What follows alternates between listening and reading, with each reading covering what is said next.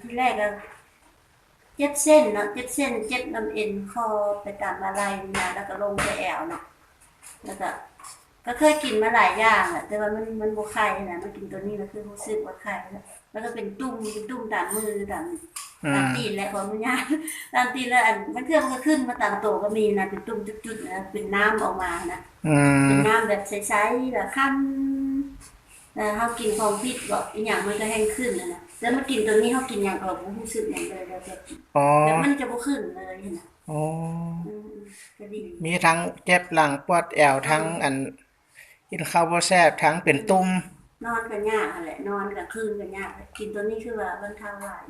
อืเพราะมเขาก็หาไปกินไปทิศป่าเนาะอืมอืมฮู้จักยาตัวนี้หั่นจากไผจากอันน้องสาวแล้วเป็นหยังน้องสาวหั่นน่ะแล้วก็เจ็บเส้น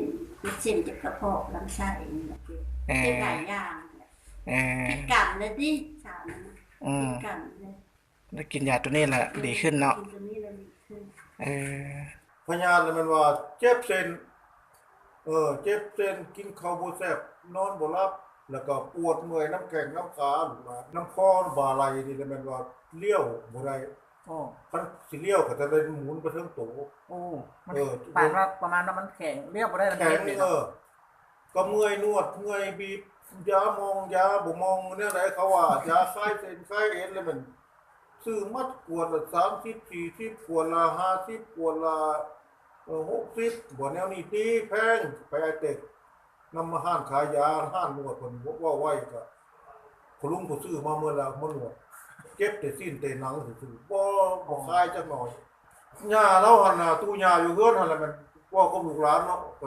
แม่ตุ๊อันน่ะเมียพ่อนี่ล่ะก็โอ้เราพญาหลายกว่าคอยอ๋อพญาเส้นพญาเอ็นบ่เพิ่นแล้วมันแล้วบ่ปาดไปครัวหลายเทื่อเด้อ๋อปวดสิไปปาด4-5เทื่อปาดหมดลูกแดปาดคนเบาแดปาดไส้ติ่งแด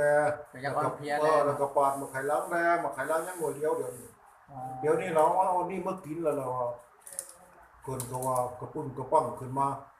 ก็ถือว่าดีขึ้นเนาะดีขึ้นกินข้าวแซ่บนอนหลับกินข้าวก็บ่เบื่อบ่หน่ายว่าแต่ก่อนเห็นข้าวเห็นปลาแล้วเบื่อละหน่ายกินคำหนึ่งสองคำแล้วแค้นอ๋อลูกหลานแต่เนาะว่าอันนี้ก็บ่แม่นว่ามาย่องหรือว่าแนวใดก็บ่เว้าตามความจริงเนาะก็รู้สึกว่าเจ็บว่าปวดหลายแล้วก็กินหลายยาแล้วบัดนี้มีป้าผู้นึงอยู่สวัสดิ์เนาะเพิ่นละว่าลองมึงยาแม่ซื้อไว้ดีดูว่าซั่นเพิ่นละให้แก้วนึงเรามากินโอ้ยรู้สึกว่าดีหลายครับเป็นอีหยังล่ะแม่เป็นอีหยังล่ะเป็นเก็บเส้นเก็บเอ็นเก็บไปเบิดนี่แล้วนำคอตีนคอมือบ่ไข้บ่ปวดหยังบ่ก็บวมแล้วว่าบวมเนาะคือเป็นฟกเนี่ยนะบีบไปเลยก็รู้สึกบวมขาย่างจนสิบ่ได้พุ่นล่ะอ้อกินหลายยามาแล้วแต่งบ่เห็นผลมากินอันนี้รู้สึกว่าในมือหนึ่ง2 มื้อรู้สึกว่าย่างไปได้อ้าวตอนนั้นก็ย่างบ่ได้สะดวกอยู่แต่ว่ามันบ่สะดวกอ๋อเพราะคุณครูกำขาดแล้วก็มีแต่นอนหั่นน่ะมีแต่นอนแล้วก็กินยาก็รู้สึกว่ามื้อเดียวแล้วก็เจ็บมื้อเดียวแล้วก็เจ็บหั่นน่ะแล้วมากินยานี่ไปได้แล้วตอนนี้กินแต่มื้อเช้ากับมื้อแลงเฮ็ดเวียกก็ได้ข้าวจังหยิบได้บาดนี้อ้าวว่าเข้าไปหาจักโอ๊ยไปนอนก่อนพอนอนก่อนนึงสิกินข้าวก็แซ่บกินข้าวได้คำนึง2 คำก็รู้สึกว่าอิ่มเหนียวแห้งคนแต่ว่าขานี่เป็นบวมเลยยืนรู้สึกว่าปวดสั่นก็แหละเดี๋ยวนี้หายไปนี่หลายลิว้าวรู้สึกว่าเฮ็ดเวียกได้นะแล้วก็เบิด2 ขวดแรงกำลังรู้สึกขึ้นมาคือว่าโซมลงมานอนลงขาก็ยกบ่ไหวอ๋อเก็บอันนี้ตอนนี้นี่สามารถลุกนั่งเฮ็ดเวียกเฮ็ดงานได้นั่งเวียกแล้วก็อยู่ที่เครื่องได้อ๋อก็บ่พอแต่โดดแล้วก็สิบ่เบิ่งหลายแล้วก็สิบ่เก็บหลาย